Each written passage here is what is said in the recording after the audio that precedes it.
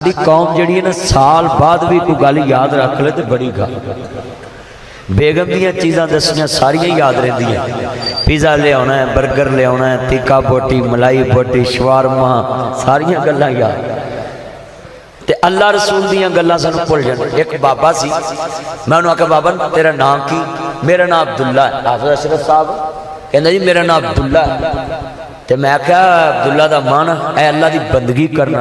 तो मैं क्या नमाज पढ़ना है मेरी सुध बुध नहीं कम करती। सुध बुध समझ दे उमर बोलो अब्दुल गफूर साहब जिन्हें आए जिन्हें सुध बुध नहीं कम करती। मैं क्या अच्छा मैं बाबा तेरी मैं दावत करा पुत्री ने छड़ दे गोडे भी छड़ दे सीधा होके तेरी मैं क्लास लावांगा। बड़ी कीमती गल समझाउण। मैं कहा बाबा तेरी दावत करा? कहंदा जी करो मौलवियों को खाना स्वाब है।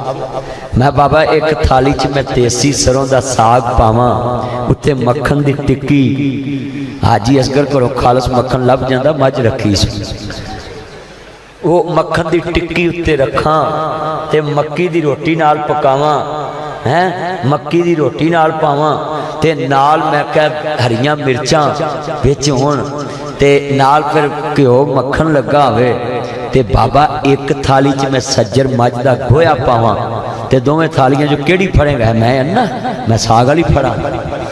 ते मैं तेरी ते सुध बुध कम करदी है। तेनू गोए ते साग दा पता है भी आ साग या गोया? कहंदा तू मैनू वसा के मारिया है।